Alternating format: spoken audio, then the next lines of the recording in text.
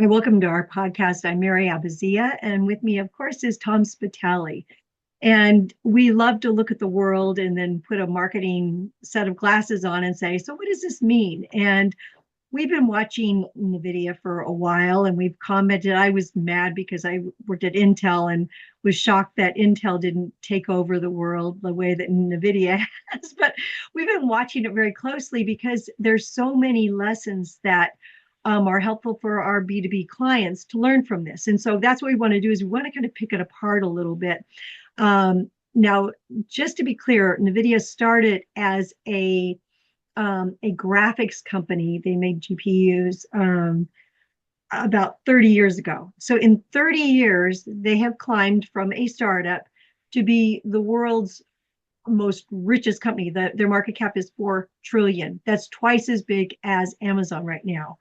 So what really caught our radar is how they are taking and shaping the market in just phenomenal ways. Like, we always hear I'm building products and building platforms, but these guys are shaping the whole AI market. And recently they had most recently joined with Intel about was in September for they joined with $5 billion they contributed in, so they became partners with Intel with a joint $5 billion investment.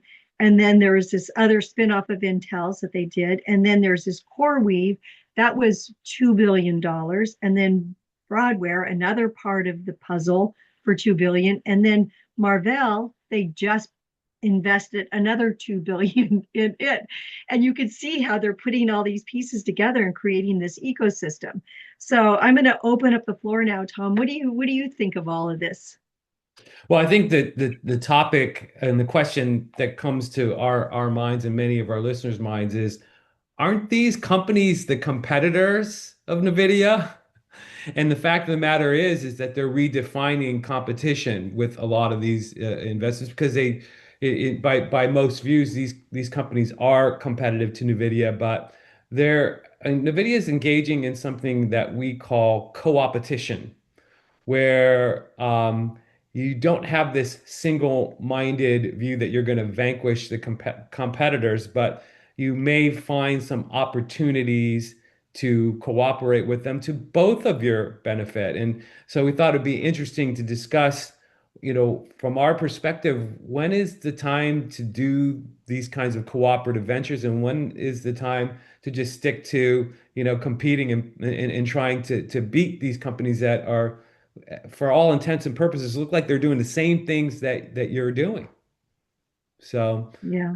so why do you think the video Yeah. is doing this instead of just trying to do more of these things themselves and kind of I don't know, limit the number of competitors that they truly have to worry about? It feels like building a house. It feels like they're taking that kind of a playbook approach where they know that they can't do the plumbing, but they find the best plumber and say, okay, let's join. And then, they have another one that's a good roofer. And it just seems like they're really respecting the expertise of these different companies, instead of trying to build it on their own or in some way compete with them. We've seen this playbook with some of the companies in the past, not to this extent, but like Microsoft. Of course, they built a platform and encouraged it, and then Apple, they wanted to own the experience, and so they allowed other partners to be a part of it. Amazon, I think that they're kind of interesting. They have a platform, but they monetize every single piece of it. And we aren't seeing that yet with Nvidia. Perhaps as we understand the math behind some of this more, they might. But Amazon, is pretty brutal in charging for everything, whereas Nvidia, it seems like you said, it's they're not they're not trying to just win at somebody else's cost. They're saying, join with me. I mean, I would love to be a fly on the wall as they're talking to some of these companies and saying, join with us. You don't have to be part of our company. We'll mutually invest, and we have a long-term view of how we would work together to build this whole new market. And everyone's going to get rich doing it, basically. Yeah, I think It's the video has sort of a unique vantage point to do this. First of all, they're the richest company on the planet, and so maybe competitors, look a little bit less intimidating from that vantage point. But what that allows you to do is some, I think, really customer-centric things that lead to these cooperative enterprises. And that is, I think what they're doing is they're taking a big step back and saying, what is everything that our customers, our end customers, try to do?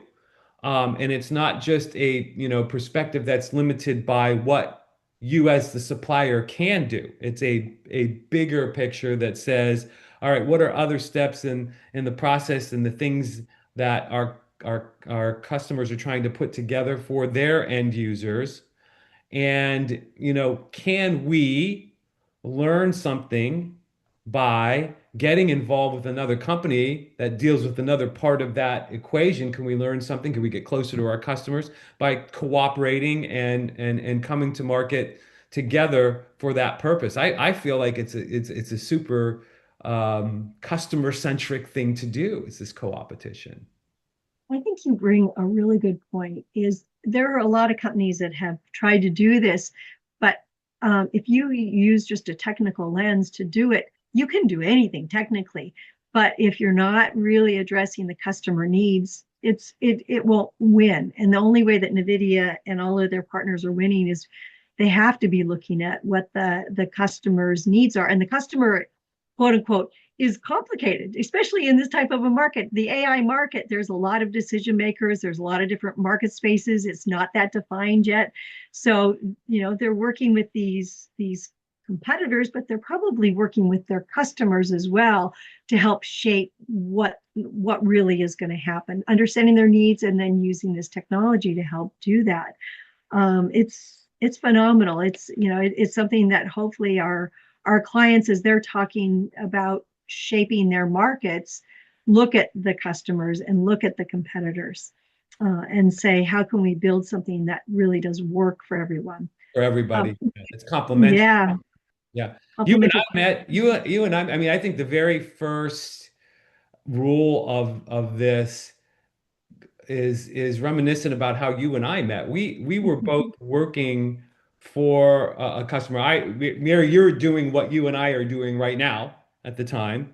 I was involved in loyalty consulting. So, the client pictured you as helping their company figure out how to put together a marketing kind of growth architecture. How do you find new customers?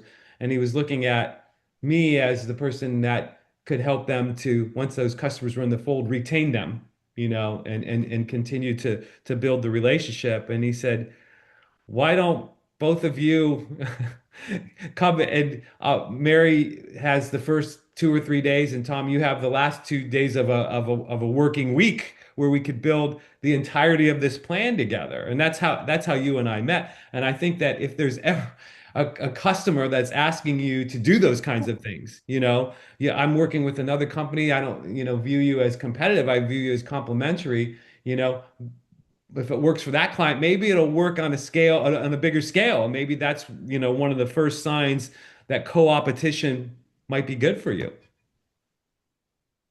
Really, yes.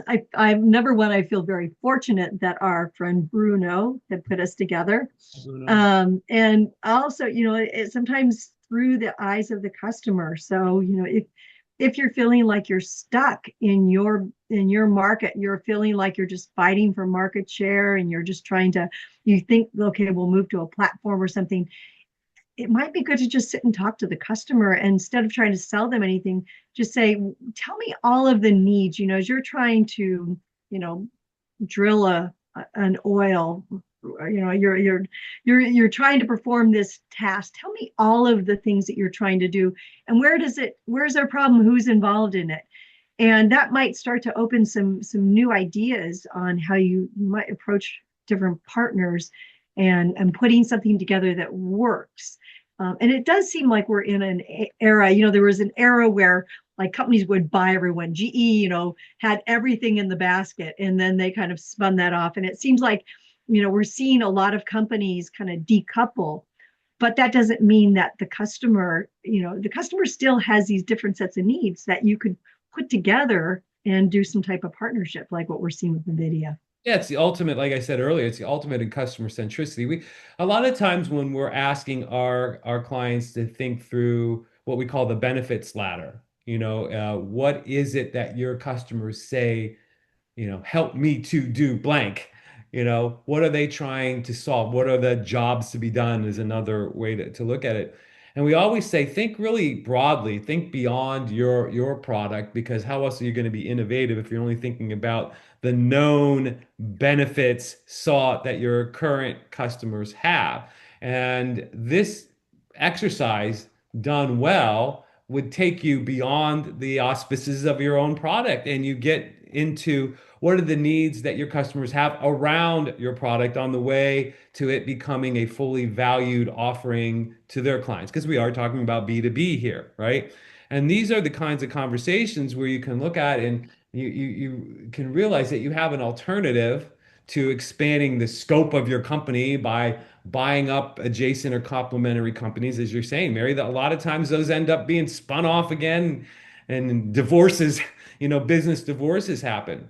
Co-opetition is something that is actually should be considered part of, your range of strategic alternatives in that exercise of trying to become better at understanding your customers' entirety, the entirety of your customers' needs.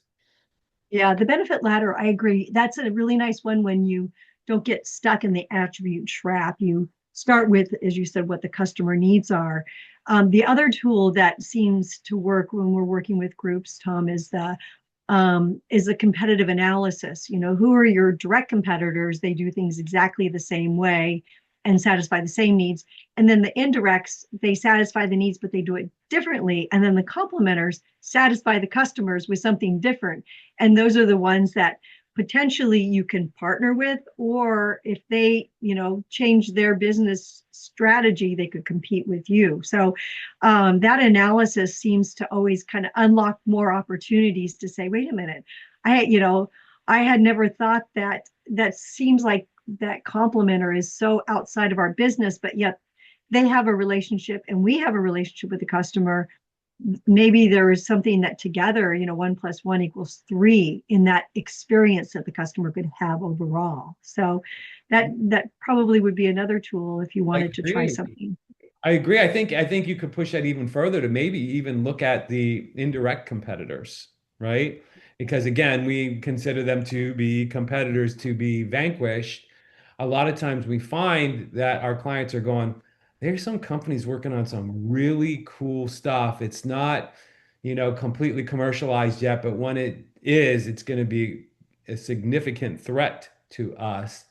There's an alternative to, again, buying them up and making them part of, your organization. And that is maybe, there's an opportunity to cooperate with them and to expand your value proposition. At the very least, you might even get a glimpse into the future of how your business model needs to change. You might. Yeah. We love it. I mean, we know that this isn't for everyone. We know that there's some companies that prefer to kind of just stay in the box and do a good job doing what they're doing. But some of our clients are saying, I really need to figure out ways to shape the market, go into new markets. And I think if you keep an eye on NVIDIA, you're going to keep learning a lot more about, just really good practice on how to get the customer involved and look at the co-opetition in a way you might not have thought about it in your own business. So anyway, and if you do, let us know because we really like to learn from you as well. So thank you. Thank you.